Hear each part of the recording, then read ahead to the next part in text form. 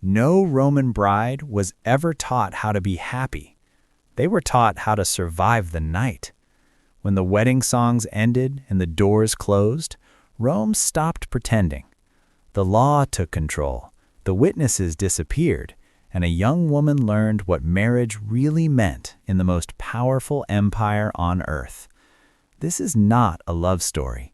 This is not a celebration. This is a ritual so disturbing that Rome erased it from memory, because admitting the truth would have exposed what its civilization was truly built on.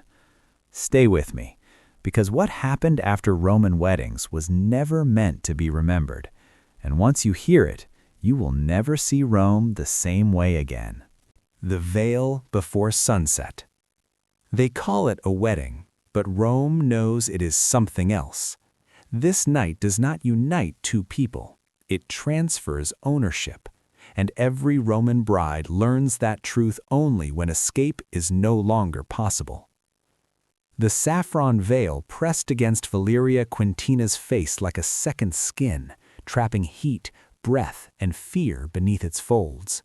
The fabric smelled faintly of incense and crushed flowers, but underneath that sweetness lingered something older. Panic soaked into tradition.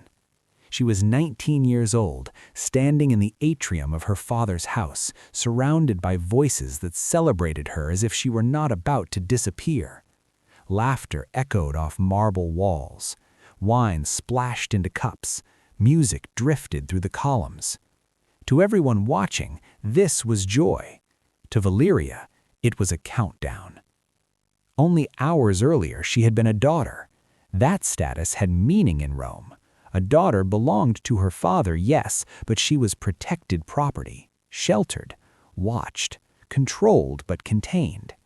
By nightfall, she would be something else entirely, a wife. And Rome did not protect wives. Rome used them. Her hair had been pulled into the 6 tight braids required of a Roman bride, each one tugging at her scalp like a reminder that beauty was never free. The tunic erectus she wore had been woven by her own hands, thread by thread, as custom demanded. Women were expected to build the symbols of their own surrender. Around her waist, the knot of Hercules was tied firmly. Everyone knew what it meant. No one explained it. Some knowledge was considered too dangerous to speak aloud. Her mother stood close, adjusting the veil, fingers trembling just enough for Valeria to notice. "It will be over by morning," she murmured. The words were not comfort, they were instruction. Roman mothers had repeated them for centuries, passing survival forward without ever naming the threat. Valeria wanted to ask what exactly would be over, but she already understood the rules. Questions were useless now. Answers came only through endurance. She had heard the whispers. She had seen how older women fell silent when weddings were mentioned. She knew that some brides changed after their wedding nights, as if something essential had been taken and never returned. Others did not survive at all. Rome never recorded their names. History had no space for women who broke quietly. Outside, the sun sank lower. Sunset mattered. Everyone felt it. That was when the procession would begin. That was when Valeria would be taken from the only life she had ever known and delivered to Gaius Servilius Capio. 41 years old, widowed, respected. He had met her once, 3 weeks earlier, and had looked at her the way a man looks at land he intends to purchase, measuring, silent, satisfied. As daylight thinned, Valeria slipped away into a small storage room off the atrium, a place too insignificant to attract attention. Her hands were shaking now. She did not have much time. The door closed softly behind her, and she did not need to turn to know who had followed. Cornelia, her aunt, married at 19, widowed at 26, unwilling to ever marry again. "I need to know," Valeria said, her voice steady despite the fear clawing at her throat. "What happens tonight?" Cornelia did not pretend ignorance. She did not soften her expression. What she offered was not reassurance, but truth. She spoke of Roman law, how a wife's body belonged to her husband, how refusal was meaningless, how resistance only made things worse. She spoke of pain, of expectation, of survival strategies passed from woman to woman like contraband. She explained that the wedding night was not an event, but a beginning. Whatever happened tonight would repeat itself, again and again, for as long as her husband chose. "You cannot stop it," Cornelia said quietly. "You can only endure it." When Cornelia left, Valeria understood something fundamental. Rome did not need chains. It had rituals. It did not need guards. It had customs. By the time fear arrived, the door was already closed. She returned to the feast, her face composed into the mask expected of her. Across the room, her future husband spoke with her father about property, dowries, legal transfers. She listened to nothing. Her world had narrowed to torchlight and time. When the torches were lit and music swelled, the guests cheered. The procession formed. Valeria stepped forward, knowing with terrifying clarity that this was not a celebration. It was a delivery. And as Rome's streets opened before her, glowing with fire and song, Valeria realized the truth Rome worked so hard to hide. The wedding was only the public ceremony. What followed would never be displayed, never carved in stone, never written honestly, because the real ritual began after the doors closed. Next, as Valeria is carried across the threshold of her husband's house, an ancient reenactment of violence reveals what Roman marriage was truly built upon, and why brides were never allowed to walk inside on their own. What mothers never say. Rome did not teach its daughters fear. It taught them silence and called it virtue. What was not spoken was never meant to be survived, only endured. The procession moved through Rome like a ritual execution disguised as celebration. Torches flared against the darkening sky, casting long, distorted shadows across stone walls that had watched this same scene repeat for centuries. Music played loudly, deliberately, drowning out thought. The crowd pressed close, shouting blessings and obscene jokes in equal measure, words sharpened by tradition and cruelty. These jokes were not accidental. They named what awaited the bride once the doors closed. Rome laughed because laughter turned violence into inevitability. Valeria walked at the center, veiled, upright, obedient. She did not cry. Roman brides were taught early that tears invited punishment, not mercy. As she passed, she felt eyes on her from above. Women leaning from windows, half hidden behind shutters. Married women, mothers, widows. Their faces were still, but their eyes were alive with something darker than pity. Recognition. They did not wave. They did not smile. They watched the way survivors watch the condemned, knowing no warning would help now. Beside her walked Gaius Servilius Caepio, solid and unhurried, a man protected by law and custom. He did not touch her. He did not need to. Rome had already placed its hand on her shoulder and was guiding her forward. This night was not about desire. It was about confirmation, about making public ownership private. When they reached his house, the crowd surged. This was the final moment of shared witness. Valeria's mother stepped forward, her face controlled with decades of practice. She kissed her daughter's cheeks, whispered instructions disguised as comfort. "Be still. Do not resist." Then she stepped back, relinquishing her authority. From this point onward, Valeria no longer belonged to her. Strong hands lifted Valeria from the ground. She was carried over the threshold, her feet never touching the stone. Roman brides were never allowed to enter willingly. This ritual, older than the Republic, reenacted the violent seizure of women that had founded Rome itself. The story was dressed up as myth, softened by time, but its meaning had never changed. Marriage began with taking. The bride was not a guest. She was delivered. Inside, sound collapsed. The laughter, the music, the city, All of it was sealed outside with the door. Oil lamps flickered against marble walls. Household gods stared from their niches, indifferent. Valeria was set down and guided through the remaining formalities with mechanical precision. Fire and water were placed in her hands, symbols of labor and obedience. Slaves bowed. Instructions were given. When she spoke the ancient words, "Where you are Gaius, I am Gaia," she felt something inside her fracture. Her name, her lineage, her former self dissolved into his. The guests left quickly.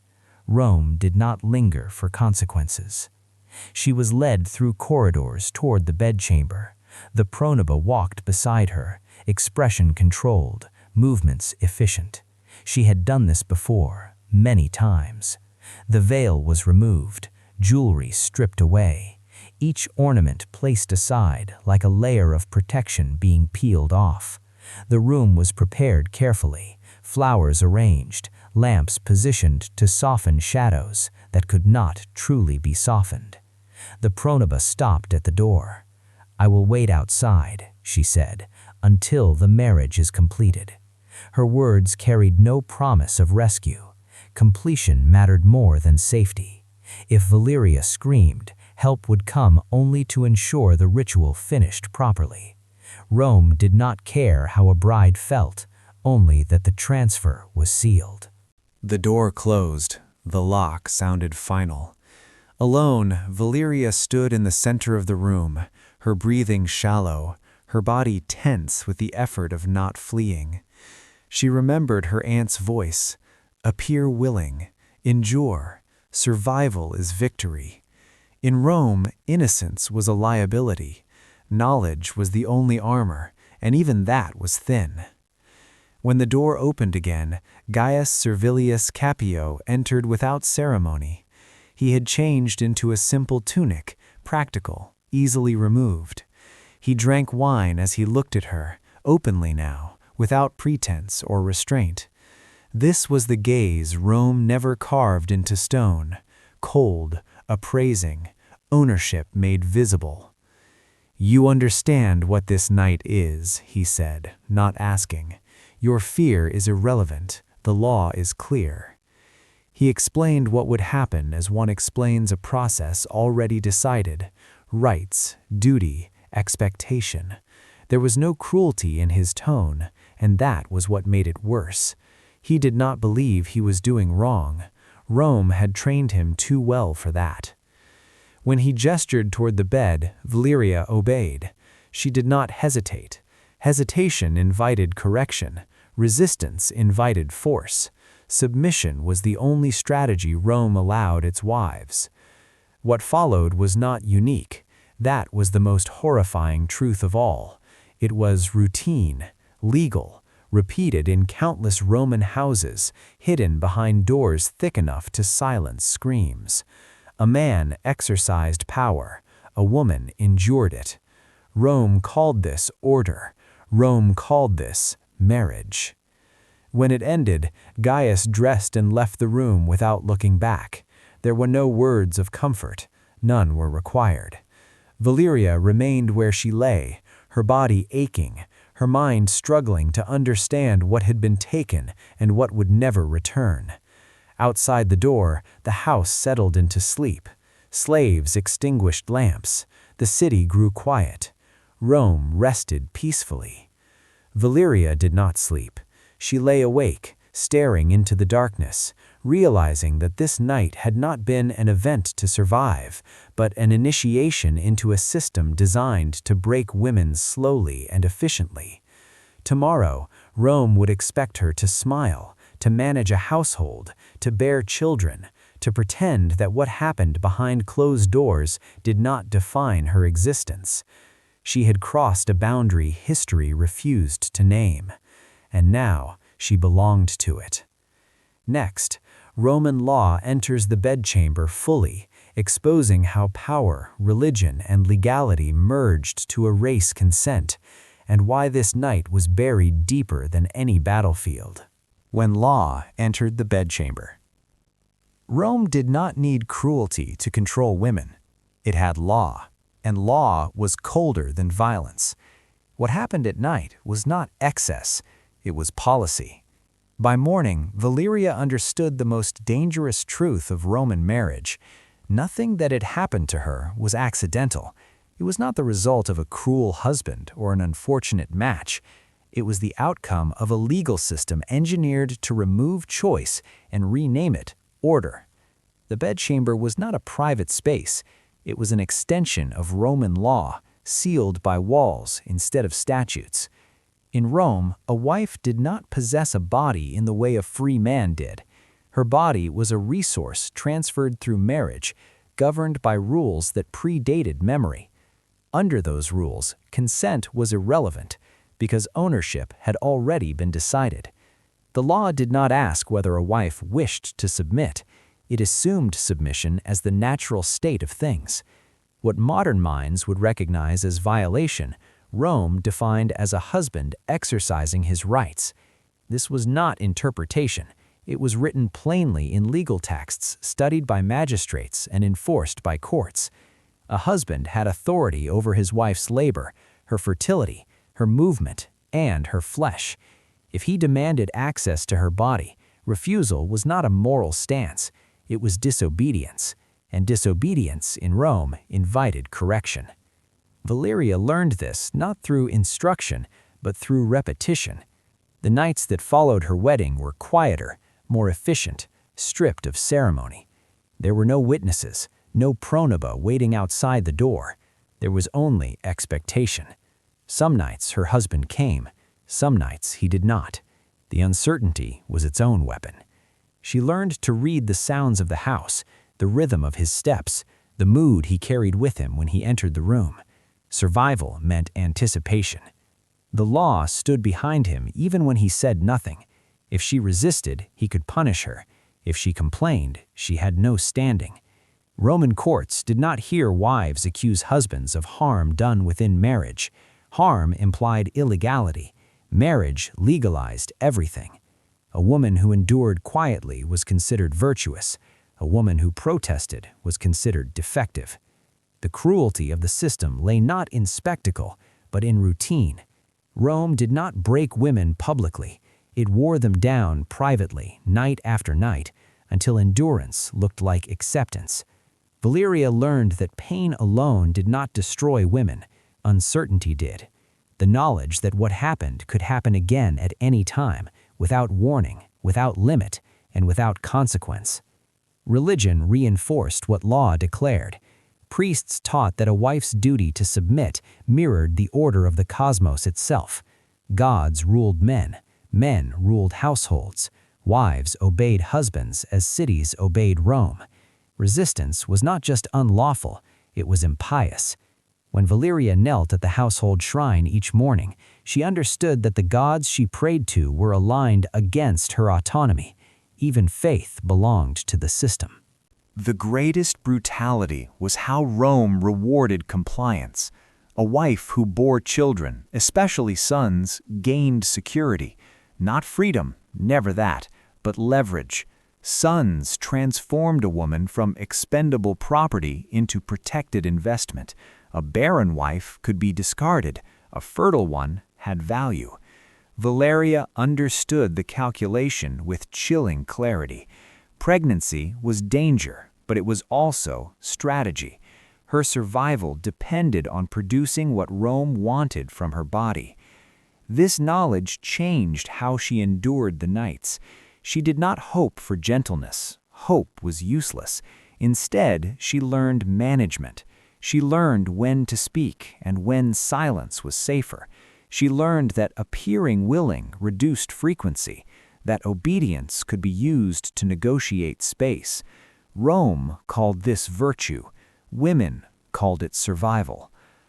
Gaius Servilius Caepio never spoke of love. He spoke of duty, lineage, continuation. When he looked at Valeria, he did not see a person shaped by fear and calculation. He saw function, and Rome agreed with him. If he used her until she broke, the law would not intervene. If she died in childbirth, Rome would mourn the loss of a vessel, not the extinguishing of a life. Valeria began to understand why history was silent about Roman wives. Their suffering left no monuments, no inscriptions recorded nights spent negotiating pain and power in darkness. Victories were public, endurance was private. Rome celebrated conquest, it buried compliance. The bedchamber, she realized, was Rome's smallest court. There, law was enforced without witnesses, without appeals, without mercy. Every night reaffirmed the same verdict: a wife existed to be used, and legality made it righteous. Valeria survived by learning the rules better than the men who benefited from them, but survival came at a cost. Something essential was being reshaped inside her, hardened by necessity. Rome was teaching her its most important lesson, that law could be more violent than any blade. And the worst part was still to come, because the law did not end with the bedchamber. It extended into blood, into childbirth, into the moment when a woman's body would be asked to pay its final price. Next, pregnancy becomes both weapon and death sentence, as Rome's demand for heirs turns the female body into a battlefield where survival is never guaranteed. The debt Rome collected in blood. Rome never asked women to give birth. It demanded payment, and the currency was blood, pain, and survival without guarantees. Pregnancy did not make Valeria hopeful, it made her valuable, and Rome never confused those two things. From the moment her condition was confirmed, the household recalculated her worth. Servants moved differently around her. Tasks were reassigned, not out of care, but out of preservation. A pregnant wife was not to be protected because she was fragile, but because she carried something the law desired. If the pregnancy failed, so did her temporary importance. Roman law offered no protections for pregnant women beyond practicality. A wife who miscarried was unfortunate. A wife who died in childbirth was expendable. Neither outcome violated custom, neither invited punishment. The system did not malfunction when women died. It functioned exactly as designed. Valeria learned quickly that pregnancy was not treated as a risk to her life, but as a risk to Rome's future. Her husband's behavior changed, not toward her, but toward what she contained. His visits stopped, not because he respected her pain, but because he would not damage a potential heir. Her body was no longer desirable, it was strategic. She had become a vessel under temporary protection. Older women came to her quietly, never together, never publicly. They spoke in fragments, in warnings disguised as advice. No one promised survival. No one pretended childbirth was safe. Every woman knew the truth. Roman medicine could not save you if something went wrong. Midwives relied on experience, force, and prayer. Infection was invisible. Bleeding was fate. Pain was expected. Death was accepted. Religion closed the gap where law ended. If a woman lived, the gods were praised. If she died, the gods were blamed. Rome found this arrangement convenient. Responsibility dissolved upward. No husband was at fault. No system was questioned. A woman's body either endured or it failed. As the months passed, Valeria felt time tightening around her. Each day carried her closer to a moment she could not refuse and could not control. Her value rose with her risk. This was the unspoken contract of Roman marriage. A woman earned security only by gambling her life. A son would secure her place. A daughter might help. No child meant replacement. When labor came, it came early and without mercy. There was no ceremony, no dignity. Pain stripped away all calculation, all strategy. Hours passed, then more. Blood-soaked cloth after cloth.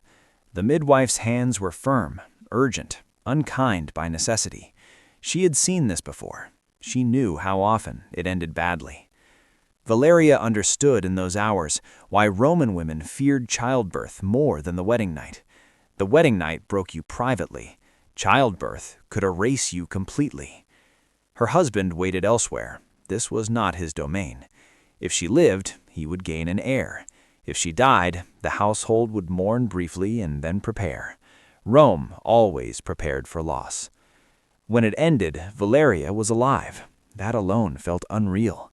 The child cried, strong and unmistakable. A son. The word moved through the house faster than any prayer.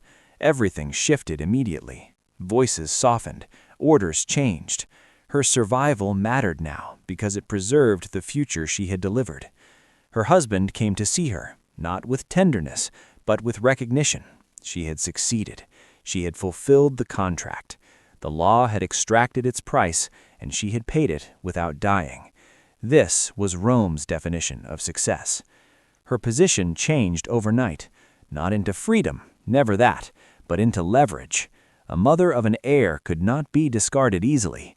Her comfort became practical. Her survival became necessary. Rome did not reward women with kindness. It rewarded them with usefulness. As she held her son, Valeria understood the final cruelty of the system. Rome forced women to risk death to gain stability, then called survival virtue. She had won this round, but the game did not end with victory.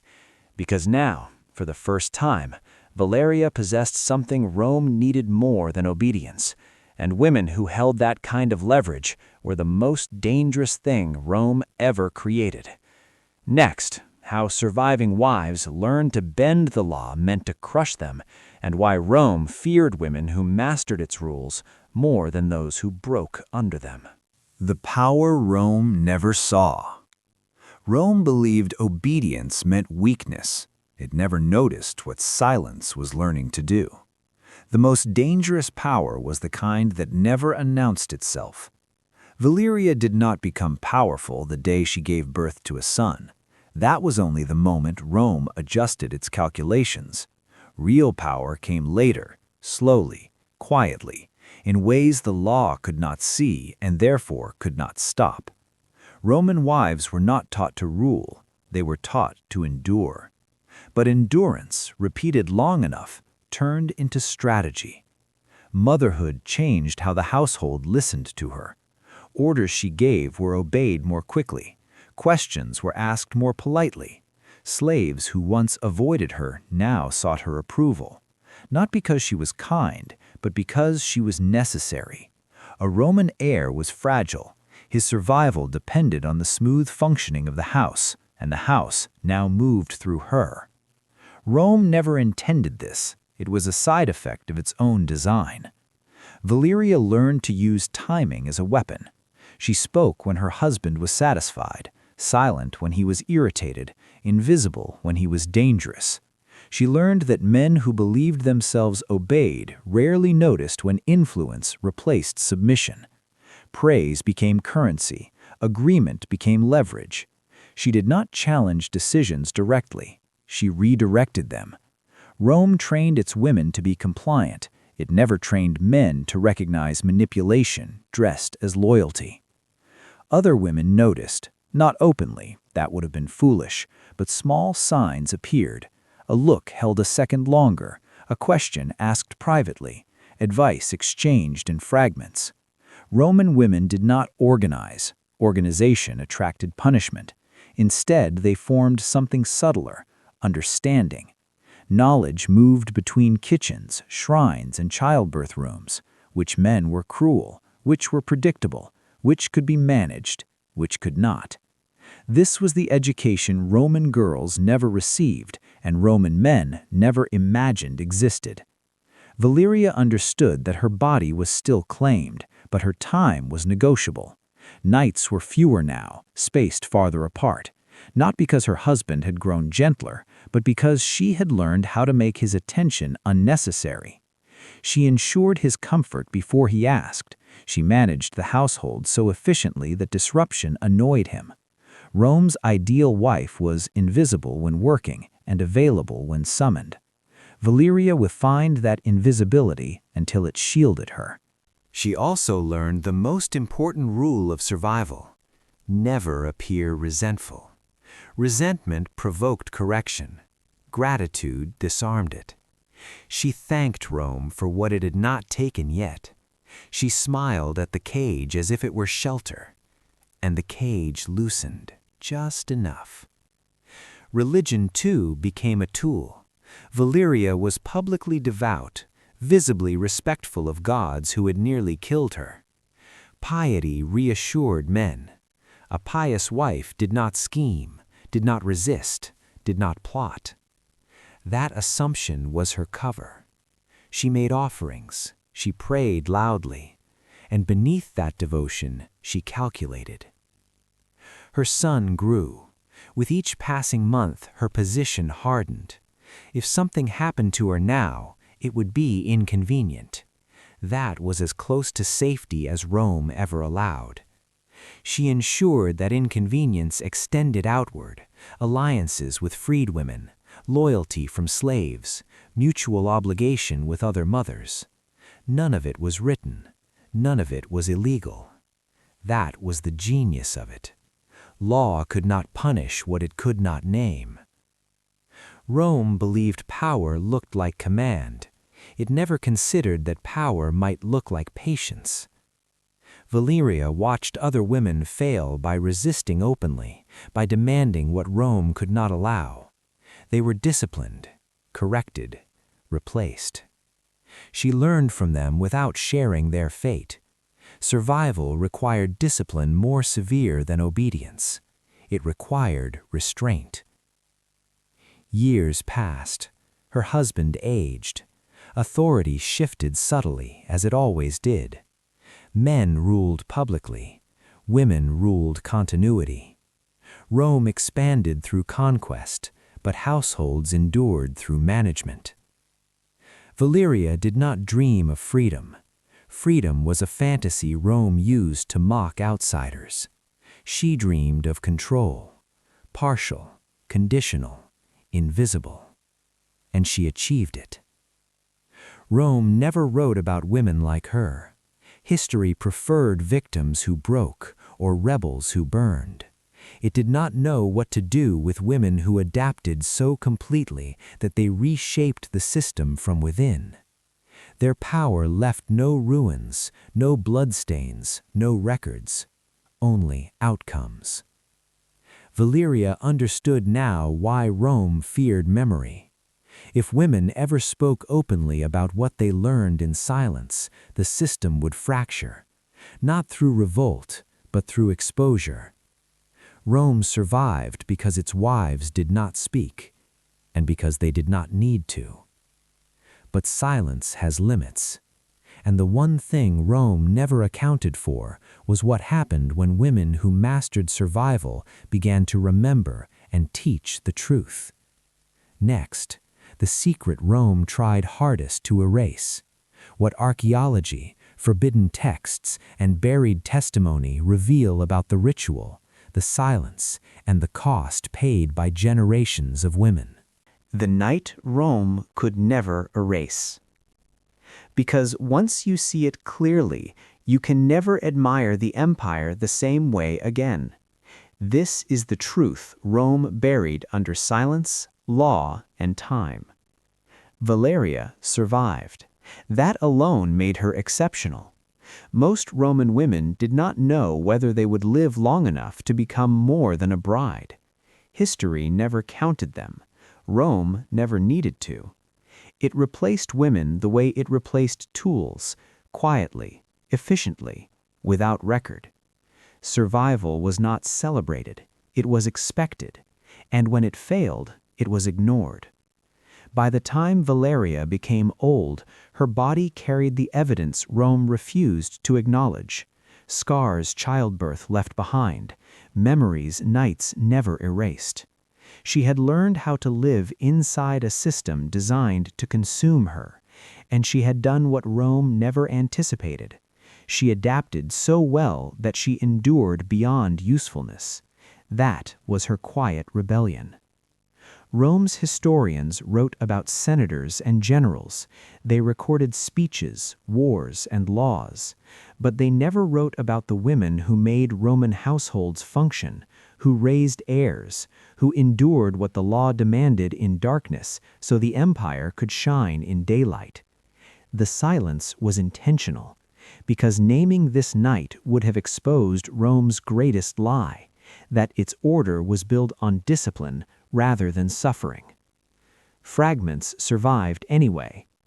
Legal texts that speak coldly of marital rights. Wedding jokes preserved in poetry, too crude to misunderstand. Medical writings obsessed with women dying in childbirth, yet never asking why the risk was mandatory. Homes built with bedchambers placed far from public spaces, walls thick enough to hide sound. Put together, they reveal a truth Rome hoped no one would assemble. The wedding night was not a private moment. It was the empire enforcing ownership at its most intimate level. Valeria was not special because she suffered. Millions did. She was dangerous because she remembered. She passed that memory on, not as protest, not as rebellion, but as knowledge, to younger women, to daughters and nieces. Which men were brutal, which nights were most dangerous, how to survive childbirth, how to make oneself indispensable, how to live long enough to matter. Rome called this obedience. Women knew it was strategy. That knowledge outlived the empire. When Rome finally collapsed, its roads cracked, its armies scattered, its laws rewritten, but the silence it perfected did not die. It traveled forward in time, disguised as tradition, disguised as morality, disguised as this is how it has always been. The idea that suffering could be normal, that legality could excuse cruelty, that endurance was a woman's duty, that is Rome's real legacy. Not marble, not empire, but a system so efficient that victims were taught to survive instead of scream. The Roman wedding night was feared because it revealed the truth no empire wants seen. Civilization can be built without mercy if enough people are trained not to question it. Rome didn't need chains, it had rituals. It didn't need guards, it had laws. And it didn't need silence forced. Women learned it to stay alive. Valeria's name is lost, but her experience is not. It exists in every system that hides cruelty behind ceremony, in every tradition that demands endurance instead of consent, in every society that praises order without asking who paid for it. Rome fell, but the night Roman brides feared most never truly ended. And once you recognize it, you start seeing it everywhere.